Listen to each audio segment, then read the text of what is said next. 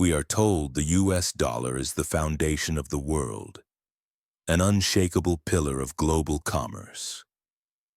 For half a century, American leaders have known that their true global power comes not just from aircraft carriers, but from the world's dependence on their currency.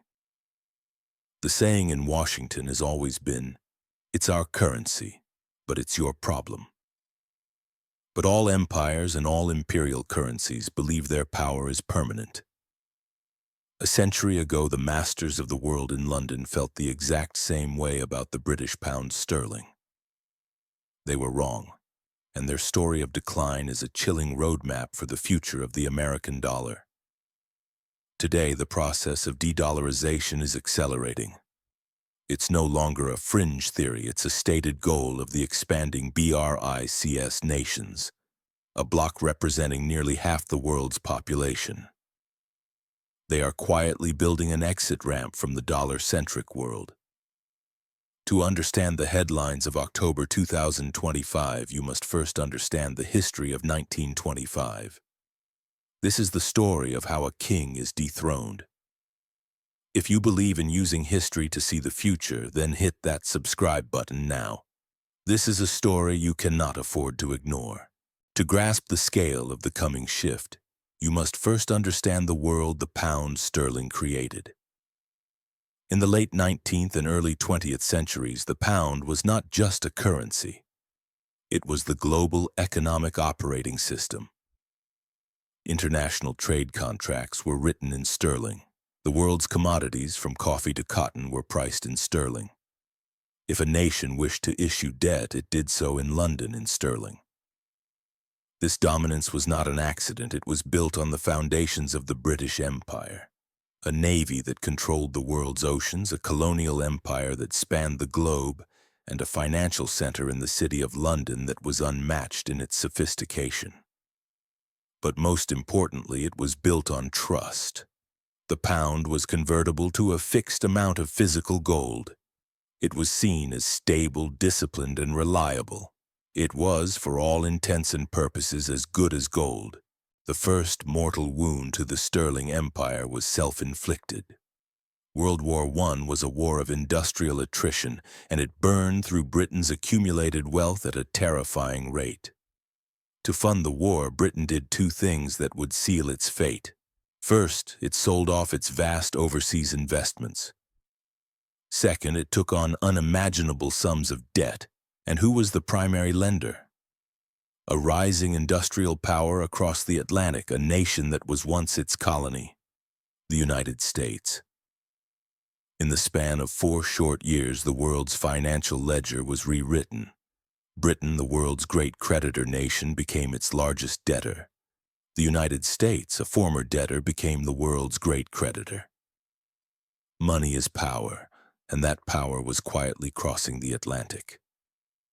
Britain's disastrous attempt to return to the gold standard in 1925 at its old pre-war value only confirmed the obvious. The pound was a shadow of its former self, propped up by nostalgia, not economic reality. World War II was the nail in the coffin. Britain was forced to borrow on an even greater scale from the United States through the Lend-Lease program. By the war's end, the illusion was shattered. The 1944 Bretton Woods Agreement formalized the new reality. The US dollar was now officially enthroned as the world's reserve currency, pegged to gold. The pound was just another satellite currency, pegged to the dollar. The symbolic end came in 1956 during the Suez Crisis.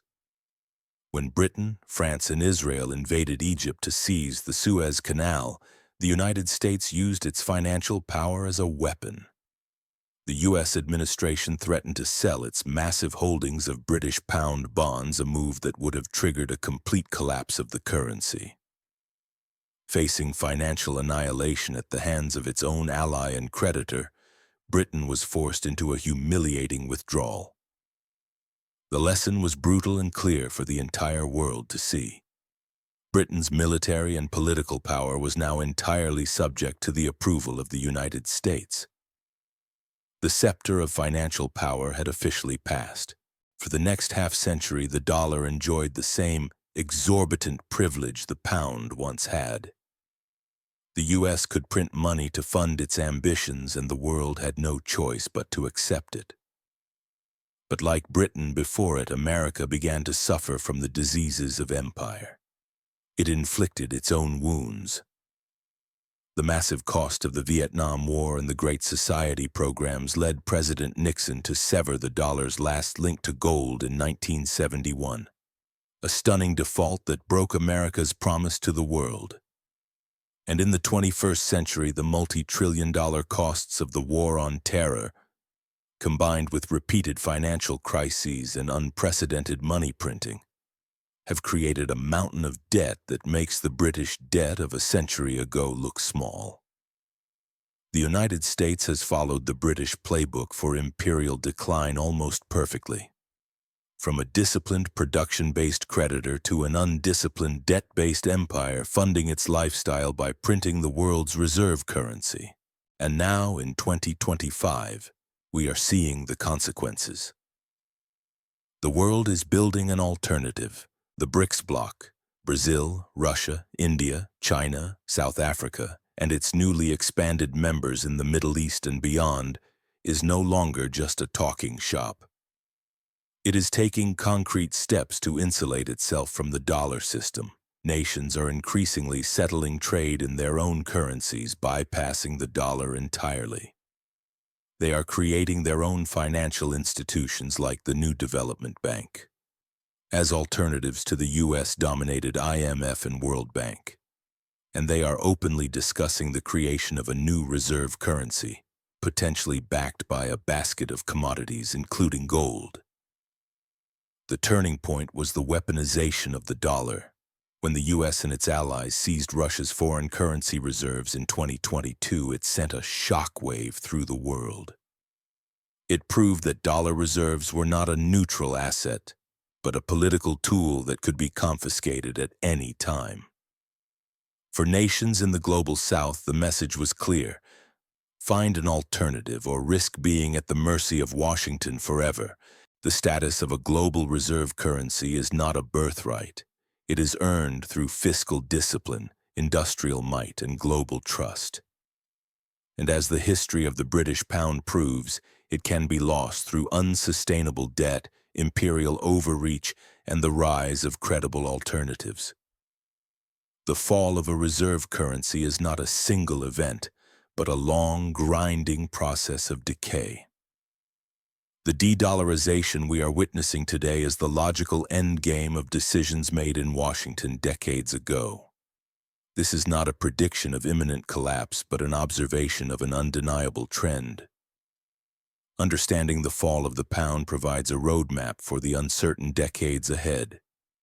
It teaches us that in times of great financial change, the safest harbor is not in the promises of any single government, but in the real assets that outlast all empires.